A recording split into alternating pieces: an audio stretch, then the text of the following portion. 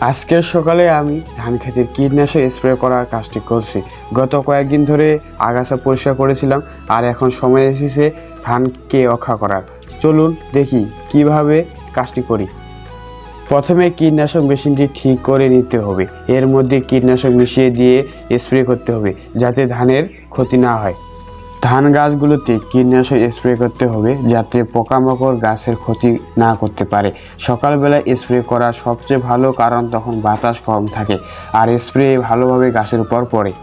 এর আগের দিনগুলোতে আমি আগাছা পরিষ্কার করেছিলাম। আগাছা ধানের বৃদ্ধিতে বাধা সৃষ্টি করে, তাই এগুলোতে নিয়মিত পরিষ্কার করতে হবে।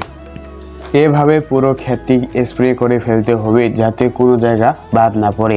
কাজটি শেষ করে আমি একবার পুরো ক্ষেতটি চেক করব। আজকের দিনে কাজটি শেষ।